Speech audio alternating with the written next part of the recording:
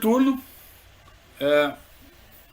o Palmeiras contrata do Santo André o menino Barbosa, ou veio da base agora?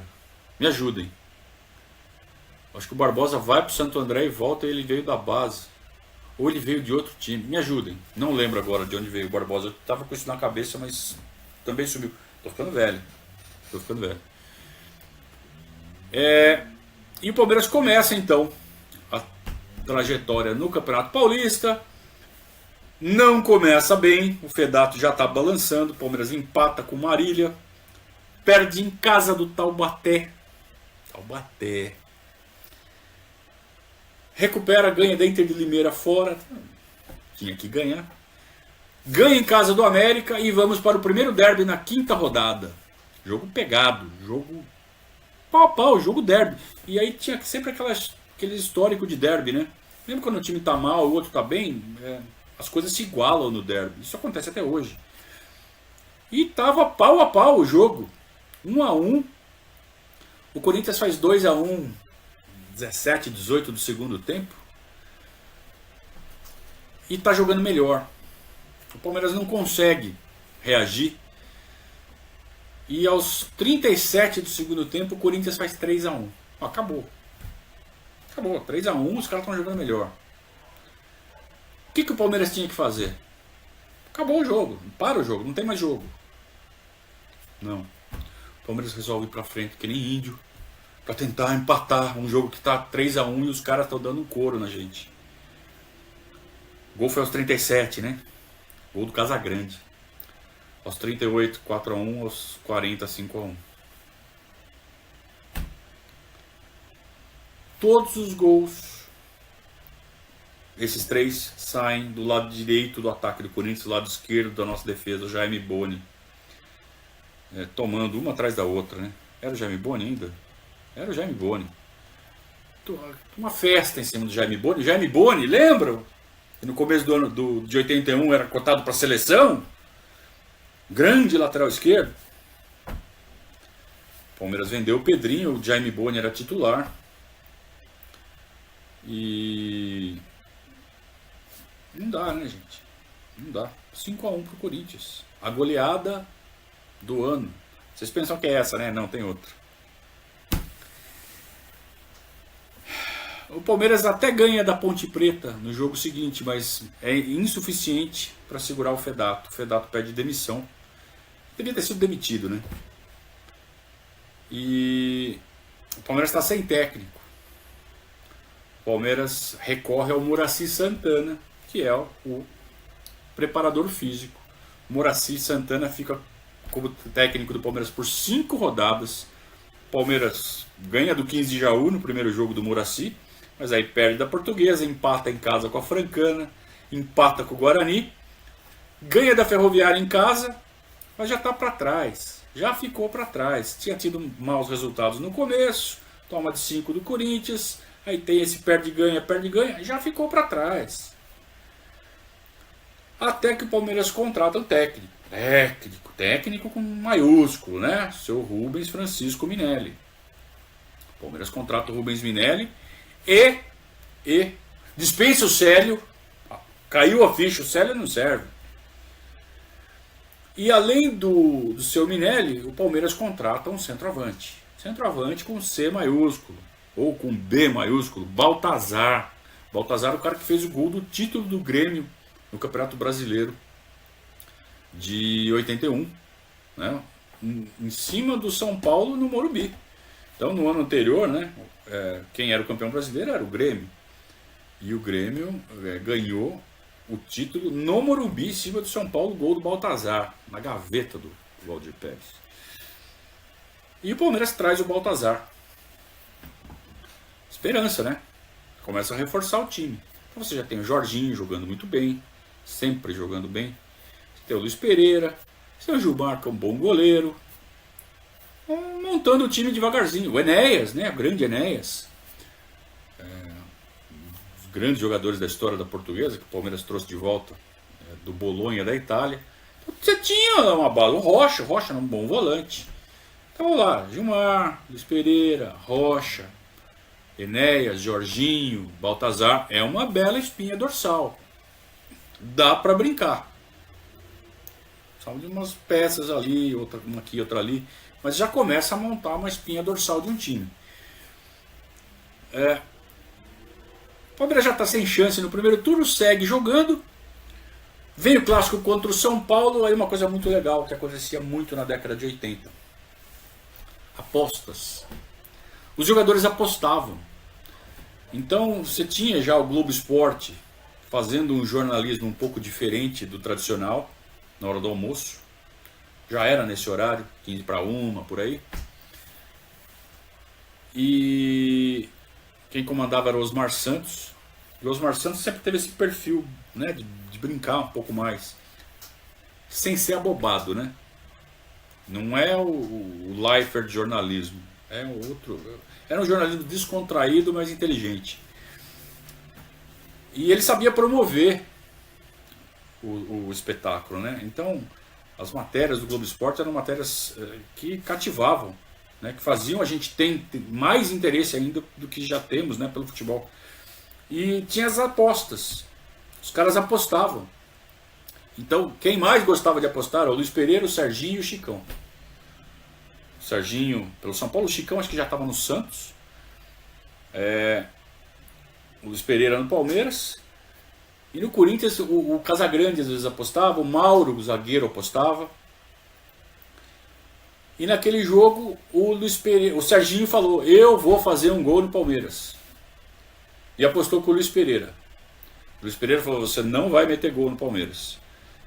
Quem perdesse punha a camisa do adversário no fim do jogo e dava uma volta olímpica. O Palmeiras jogou contra o São Paulo.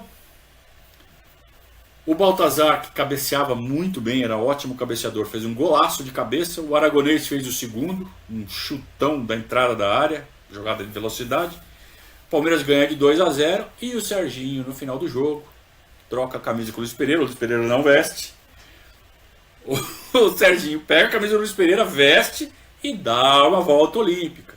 O Serginho com a camisa do Palmeiras, tem a imagem registrada. É muito legal, era muito legal, anos 80. Se não fosse pelos resultados do Palmeiras, mas era uma delícia o futebol da época. Acompanhar o futebol na época, era muito raiz, né? Não é à toa que tem esse conceito do raiz, Nutella, porque era muito legal. Nos anos 90 também foi muito legal, foram muito legais. Mas era especial, os anos 80 foram especiais. Pena que o Palmeiras tinha times tão ruins. Segue o primeiro turno, o Palmeiras vai se mantendo, termina em quinto lugar, 8 vitórias, 5 empates, 6 derrotas, campanha fraca, né? Perde do Santos no clássico do primeiro turno. E como eu disse, zera e começa o segundo turno. Claro que ainda tem uma classificação geral que ela vai ser importante para a classificação para o Campeonato Brasileiro de 83.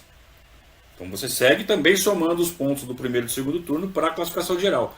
Mas para efeito de decidir o campeão, zerou, todo mundo zerado, começa de novo o segundo turno. E o Palmeiras, já com o seu Minelli, mandou embora o Osni, que era um pontinha direita ali que tinha vindo do Botafogo, de Ribeirão, né? Não resolveu. Com essas contratações novas para o ataque, ele acabou perdendo muito espaço. Libera o Osni. O Palmeiras traz o Caçapava. Caçapava é um volante que apareceu para o futebol brasileiro jogando pelo Internacional. Jogou no Corinthians. E o Palmeiras contrata do Corinthians o Caçapava.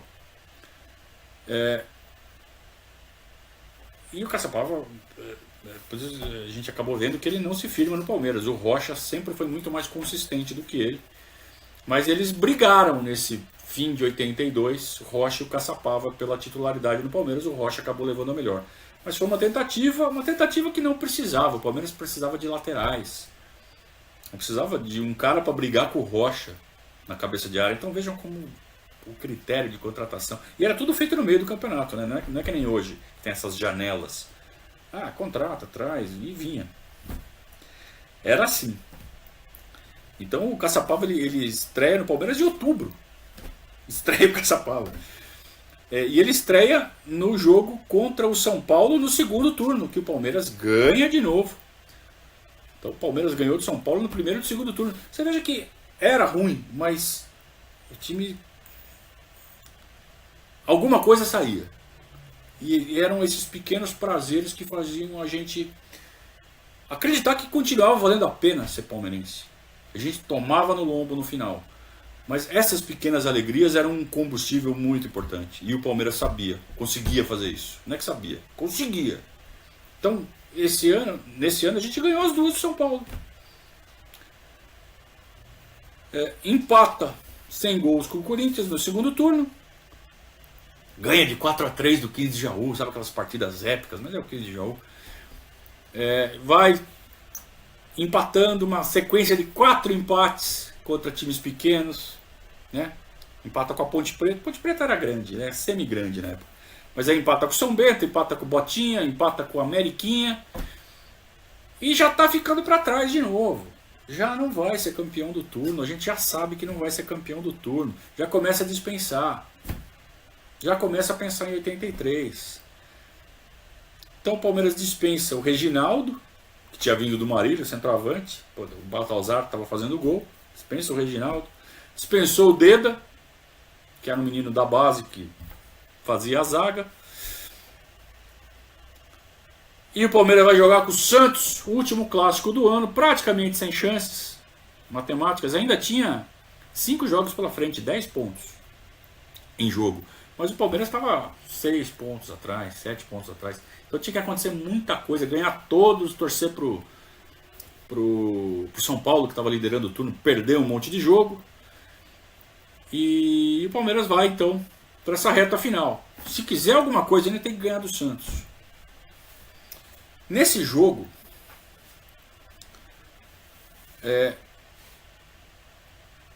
o Palmeiras dispensou o Jaime Boni, lateral esquerdo, que era ruim, péssimo, horroroso. Só que não tinha lateral esquerdo, tinha o Vargas. O seu Minelli não botava fé no Vargas, que era o menino da base. E aí ele colocou o Baroninho de lateral esquerdo.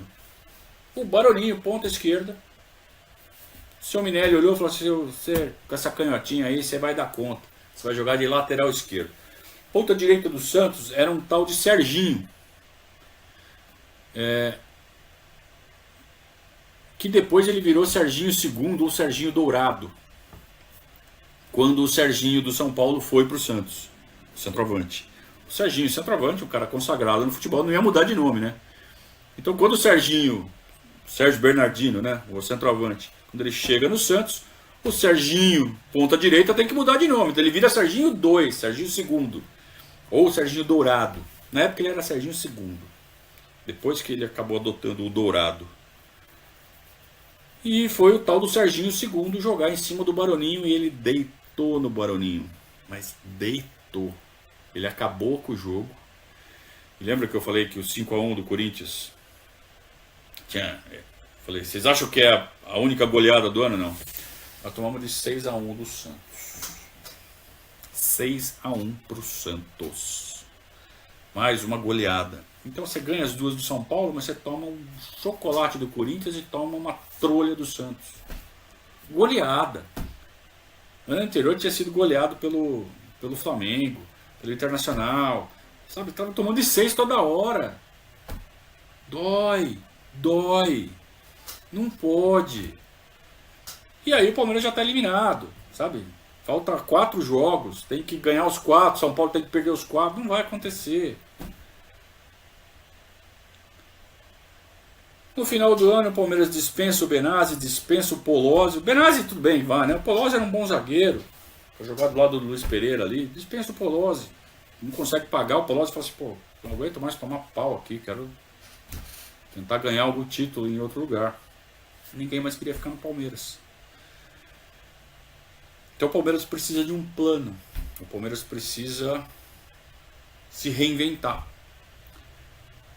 Termina o ano de 1982 e a sensação é a pior possível. Nós já estamos com 6 anos sem títulos. A fila é uma realidade e a pressão é muito grande e a imprensa não tem dó. bate, bate e bate. Por quê? Porque eles estão muito machucados por causa de 74. Não fechou a ferida de 74 ainda. Eles batem. A imprensa palmeirense é bunda mole. Não consegue responder à altura, não consegue segurar essa pressão à altura. E o Palmeiras vira o patinho feio do futebol paulista. O Santos está maior que o Palmeiras. Olha que absurdo. Então, é assim que vai sendo construído todo aquela libertação que acontece em 1993. O sentimento é cada vez pior. A gente tem aquelas pequenas alegrias que renovam a nossa força, mas o final da novela a gente sempre sabe qual vai ser. O final do filme é sempre o mesmo. O Palmeiras vai ser eliminado, o Palmeiras vai... ou não vai chegar nem perto, ou vai chegar, acho que agora vai e não vai. Tipo o Barrichello, né? Hoje não, hoje sim. Era assim, década de 80 era isso. A gente chegou no fundo do poço, tá? Não tem pior. Tá? Essa é a notícia boa. A partir da semana que vem a gente entra então em 83. Em 83 o Palmeiras reage bonito. O Palmeiras, ao contrário do que se tentou fazer em 81, quando contratou de baseada e era um pior que o outro, o Palmeiras contrata um bom time para 83. Começa 83 bem renovado. A gente vai contar essa história na segunda-feira. E o time faz que vai, a gente acha que vai, no final a gente sabe que não vai. Mas pelo menos a gente não passa vergonha. Pelo menos a gente não é humilhado. É um ano em que a gente estufa o peito. E é um ano que os adversários olham e falam, porra, ainda é o Palmeiras. Né? Calma que não é esse cachorro morto todo, não. Então a gente começa a lentamente deixar o fundo do poço que a gente atingiu no ano de 82. Aliás, começamos, né, a montar esse time agora mesmo de 82, como eu disse, essa espinha dorsal que a gente já tinha. E aí os reforços chegam. E aí o time fica realmente parrudo em 83, com a chegada de jogadores importantes como o Wagner Bacharel. A gente vai falar com mais detalhes sobre isso na